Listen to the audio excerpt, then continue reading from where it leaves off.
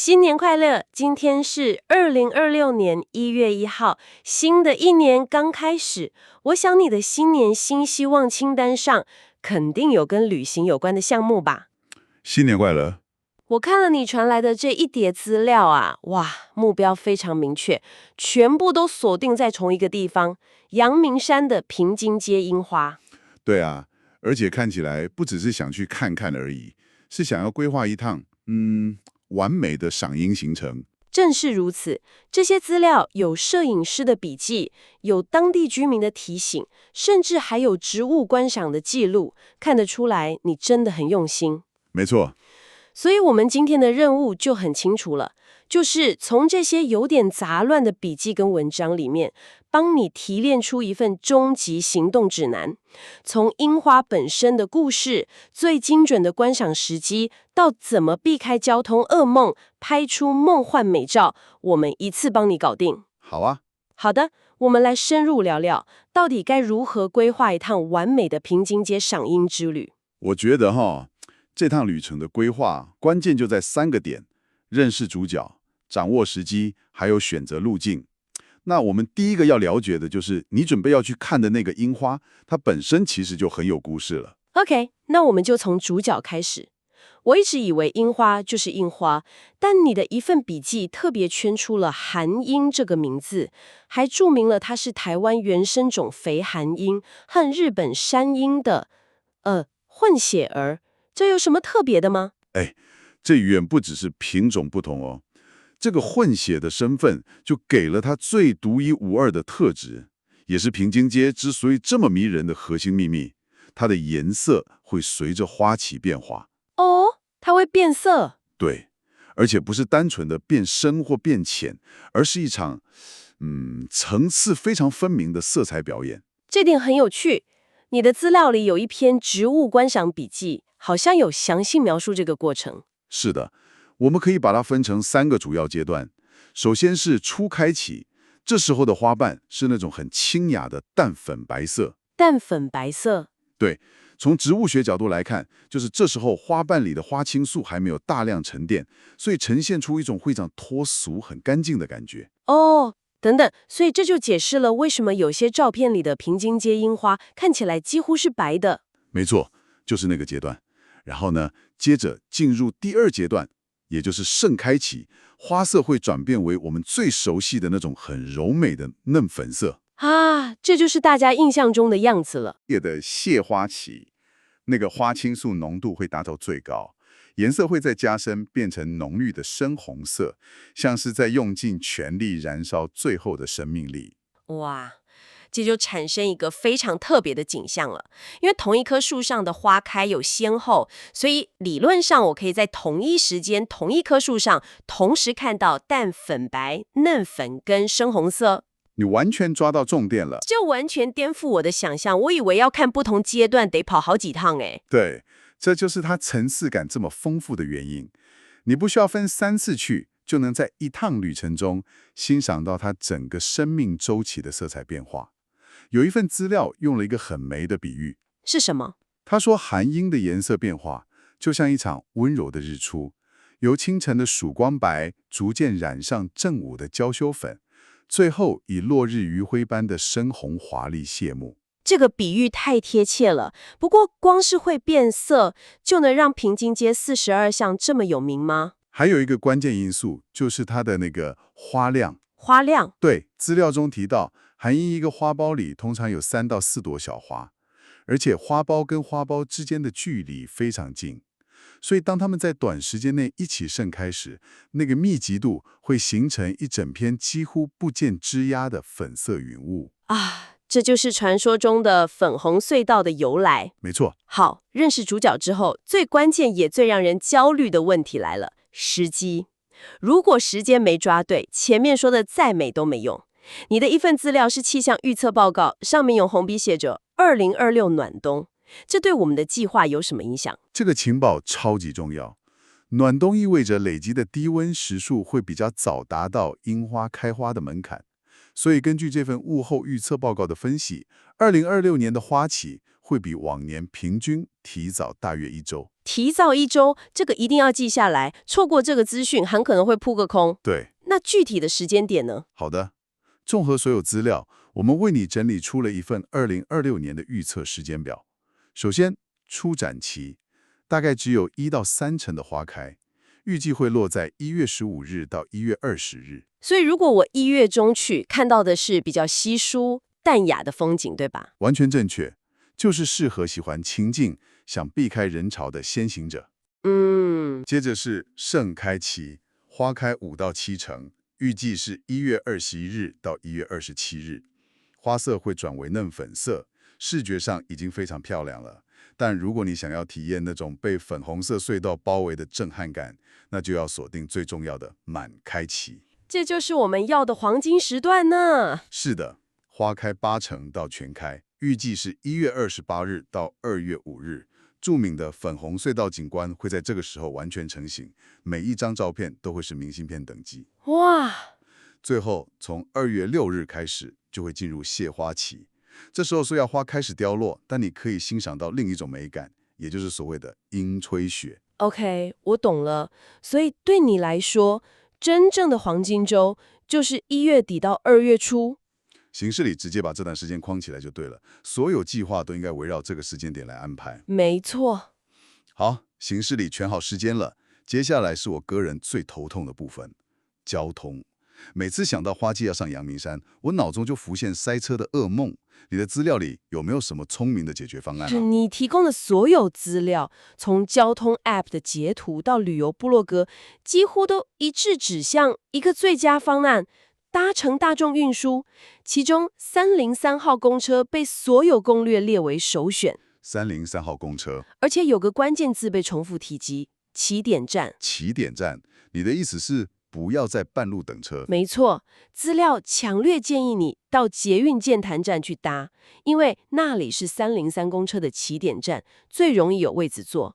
你想想，上山的路程要40到50分钟，哎。哇，真的蛮久的。对啊，而且山路蜿蜒，在摇摇晃晃的车上站40几分钟，还没赏到花就先晕车了。这点太重要了，绝对是内行人才知道的细节。那要在哪一站下车呢？请务必记得在轮载尾站下车。好几份资料都用粗体字强调，站牌旁边就是平津街42巷的入口，走路不用1分钟，可以说是下车即达，完全不用费心找路。但万一303真的等太久呢？花季的时候可能一等就是半小时。我看另一份资料提到了小时9号公车，它跟303有什么不一样？小时9是个很好的备案，它同样可以剑潭或士林站搭乘，主要差别在于下车站，它是在终点站平等里站下车。下车后，你需要沿着平津街步行大约10分钟才能抵达42巷。哦，要走一小段路。对，但它有个隐藏优点，回程时在终点站等车，几乎保证有座位可以一路舒服到山下。这是一个很棒的取舍，去程方便选303，回程想舒服就选小时9。没错，那如果真的不想搭公车呢？我看到一份游记，把交通工具比喻成参加派对，我觉得超好笑。他说骑机车就像拿着一张快速通关证。哈哈，那个比喻很贴切，因为机车最灵活，也最容易解决停车问题。那篇文章的作者接着说，他朋友开车就像是搭着华丽礼车，虽然舒适，但你必须面对假日养德大道的交通管制。结果呢？结果他的礼车在管制点前动弹不得，最后变成了南瓜马车，只能眼睁睁看着骑机车的人呼啸而过。哈哈，这形容太生动了。所以这里必须要提醒你，如果你真的非开车不可，一定要注意周末和假日的养德大道有严格的管制。是的，管制时间要记清楚。上山管制时间是早上7点到下午4点，7点到4点。然后下山管制时间则是下午2点到晚上6点。在这段时间内，没有通行证的自用小客车是无法通行的哦。那开车族不就完全没辙了？还有一个替代方案啦，一份在地图上画满路线的笔记建议：如果非得开车，请避开养德大道，改从故宫方向的至善路3段71巷上山。哦，从故宫那边绕过去。对，虽然路比较小，比较蜿蜒，但至少可以绕过主要的管制区。不过停车位依然是一位难求。好的，假设我听了建议，搭了清晨第一班公车，天还蒙蒙亮就到了平津街。接下来的挑战就是怎么拍出那张让朋友都惊叹的照片。你的资料里有一份是给摄影师的专业指南，里面提到了光线，但有个细节让我非常惊讶。是什么细节？他说，平津街42巷所以特别好拍，不只是因为樱花美，还因为它的地理方位。他说，这条巷子大致是东西走向，这竟然是拍出好照片的关键。我从来没想过街道的方位会影响拍照。这就是专业摄影师的洞察力了。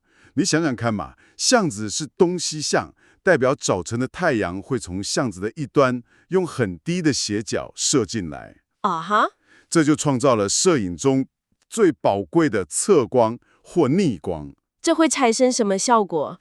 这种光线能直接穿透含银薄薄的花瓣，产生一种晶莹剔透的透亮感，让花朵看起来像在发光。照片会很有呼吸感，而不是正中午顶光拍出来那种死白一片的感觉。难怪有些照片特别梦幻。